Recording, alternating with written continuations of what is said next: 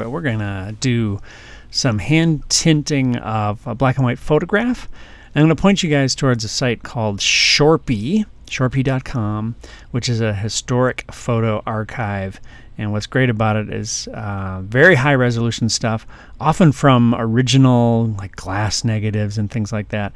You dig in here, it's hundreds and hundreds of pages. They've been up for a number of years here. I'll just drop somewhere down the middle here. And they tend to be from the early days of photography and are very cool. Lots of beautiful high-res stuff, and some stuff is already colorized, so obviously I'm going to ask that you not do one of those. Maybe uploading the PSD is our way to avoid that, but we just click in on one of these guys and you can see very nice high-res. You can get right on in there and see all of that beautiful detail. It's very much like time travel. What the heck is on top of that? Looks like a dead animal. So what I'd ask you to do is grab one of these guys, something that appeals to you. I'll just go one more page and see if I can find something that screams. So let's say it would be this one. When you click through, that'll get you to the full high-res version, and then you can just right-click on it and save image as, and save that one to your drive to be able to do. And once you've got it, we'll take it into Photoshop. I'm going to open up one that I've already got here. Some sort of Civil War period thing. And there's a couple of approaches here, but it's going to be very similar to the comic book one that we did, in that we'll start with a layer on top that is our black and white imagery and use that to multiply it back onto a series of layers, probably, for color. Now, you might go straight and try to create a moment. Like you think green grass, blue sky, blue water, and that's fine. That's a way of thinking. But you might also approach it from a dramatic standpoint and say, what if we made this at sunset? So some of the photos will suggest things like that, and some of them won't. This may well have been a day in which the sky was gray. We don't know. So you can kind of romanticize it. You can kind of make it dramatic. But either way, you're going to end up with something that is far afield from the original state of this photography. So I've double-clicked on my background to unlock it. So a little double-click there and just hit return, and that will turn it into a layer that can be edited. And let's say I'm going to try something a little dramatic with this one. I'll try and make it a sunset shot. So for starters, I might lay in some color. And one thing that's, for me, kind of dramatic is the really pinky sunsets. Let's see if I can get something. It's a pink to a pretty dramatic orange. If I bring up my G for gradient tool here, I can see what that might look like up here on my swatch. And that's pretty neat. I'm going to do it on its own layer here, and I will do a linear gradient that starts from pink and goes up to orange. Now we can't see it because it's back on this layer 1, so I still haven't set layer 0 to multiply or darken. Well, let's audition both of those. Darken looks pretty weird. Multiply looks a little bit better. So multiply will be our weapon of choice. I may say the sky is done, and I've got sort of a color cast on everything else. Thinking about where the spill, what kind of spill light would be coming from this would really probably have something kind of orange. So I'm going to, on another layer here, actually make a selection in the same layer. And I will fill sort of back again the same color. Okay, so I'm thinking that's kind of right in that we might see some pink over here. And I might just bring up a big soft brush here. Oh, sorry, moving it accidentally. Beefer brush. Get my Control and Alt here.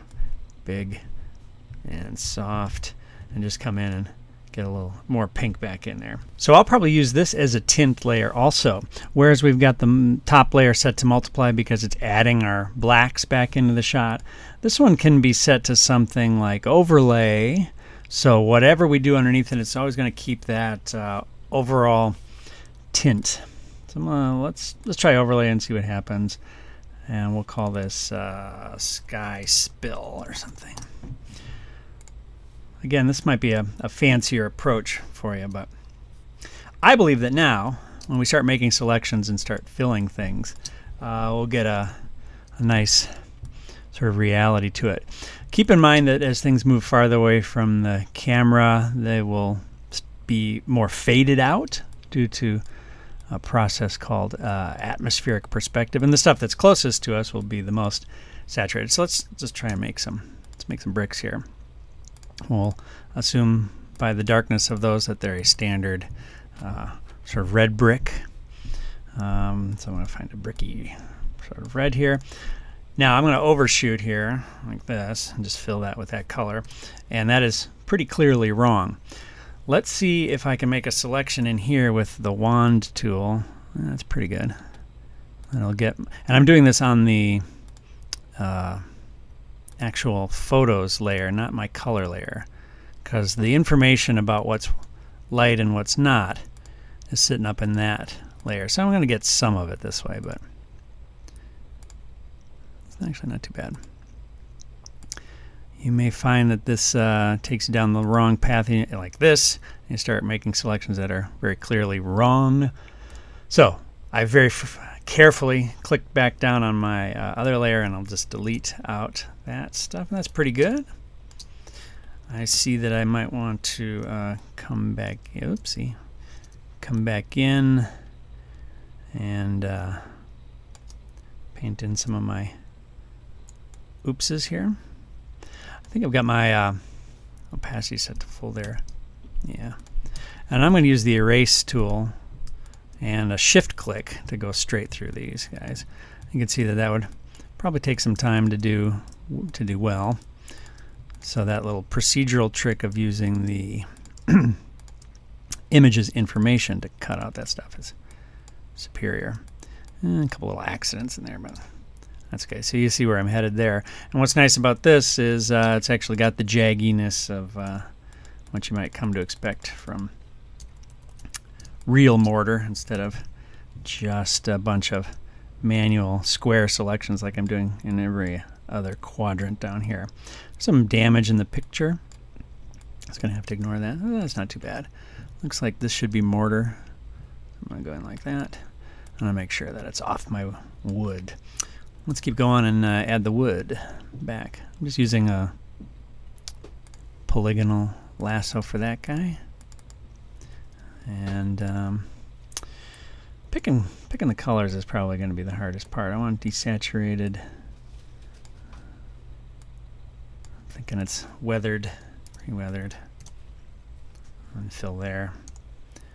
These sort of shakes or shingles on top are probably a little darker. These are pretty easy to select because they're sort of man-made. That's where we get into. That's not bad. Okay, that's looking pretty neat. All right, I'm going to kind of just work my way around here. Maybe I'll just label that building. Keep that separate. Keep it its own thing. Okay. I'll do some landscape here. I believe this can be broad steps. I'll put it behind the building so that my paintwork doesn't show through. And I'll go with scale my brush up. Let me just come in. Let's figure this is pretty beat up here. Let's yellow it up quite a bit. See what happens if I do some of that. Now this is a very, very big brush. Probably too big. Oh, there's a little guy down there hiding out. Let's give me some variety. Let's pick sort of a sandy gray for over here.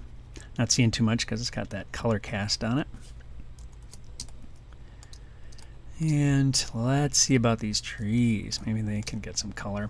I wonder if I can select them with the wand. Yeah, a little bit. Got some spare stuff, but I'll just use that as a selection to... I'm thinking it's kind of yellow. Not too yellow there. Let's see what happens if we bring in a brush there. All right. I made the mistake of painting in my original layer. I'll be back down here in landscape. Yeah, it's not bad. That's not bad. It's somewhat limited to the area of the tree. Thanks to my selection, I can come in and tune up some of that. Let's presume that we'll have a trunk that's kind of gray-brown. I might be able to do that manually. That's not adding much color-wise, is it? Let's scale that up. And I might have a selection still. Let's see. You ever find it not painting? Just hit Command D and see if a change is made. Command D would deselect. Must be that. It sure is acting like there's selection there. I'm going to make a quick selection. Deselect that. That's definitely not selected. Now it's gone. Must have just had some of that. I like the fact that that tree's looking a little pale. It's probably right. So I'll leave him as is. Okay, we might say that these big docks are brown. Let's see what happens if we do.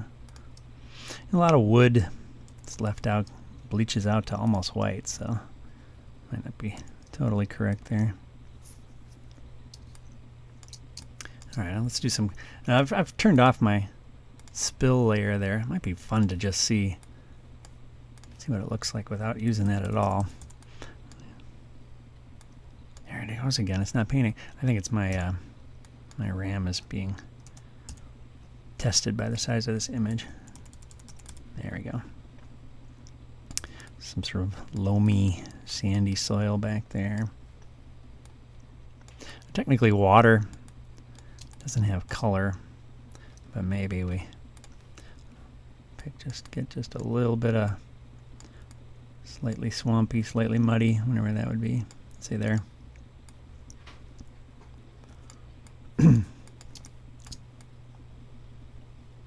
See what happens if we turn that color layer back on. That's pretty neat. Is it changing it really dramatically? It is. It's lightening it up. So it must be something about that color. It's keeping it from going. I'm going to undo a few. No, in fact, that's colored. Let's set that to multiply. See what we get. Very different approach.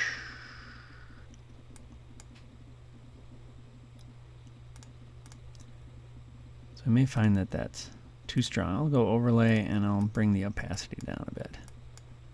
It's definitely getting a nice antique-y look.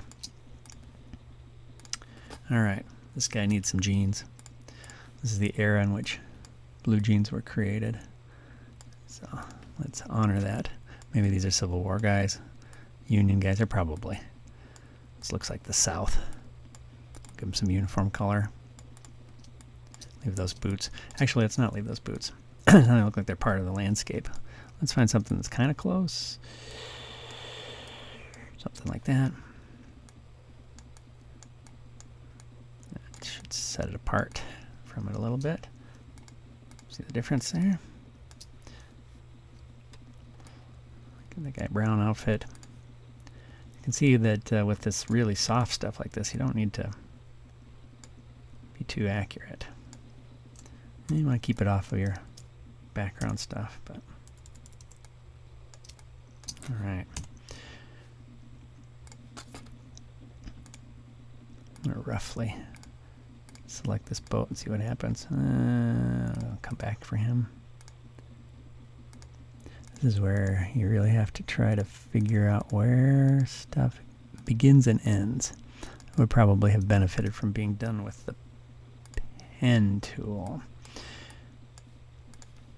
Let's try filling that. It's not too bad. All right, for fun, let's paint this white. It has a nautical vibe. And for that, I'll just delete that color out.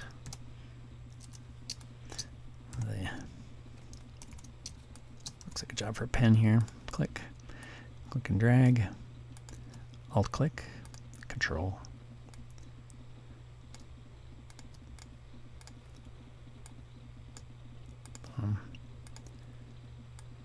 Pretty close selection. That looks like it needs a little tuning. If you ever need a little tuning, you can always, I guess I'm command clicking on those original knots, and then with the Option tool held down, I can, tweak that a bit. But I do have to load that selection. That's a command click on the thumbnail, and I want to make it yellower foreground color. There we go. Yeah, sort of canvas color. All right, let's see what happens as we bring that up a bit. Yeah, it's looking pretty cool. So there's a basic idea. Part of it is, investigative journalism. What's really going on in this shot back here? Should those be tints?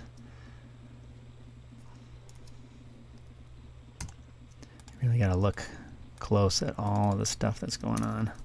There we go again. Wrong color. Definitely wrong color. There he is. Cool.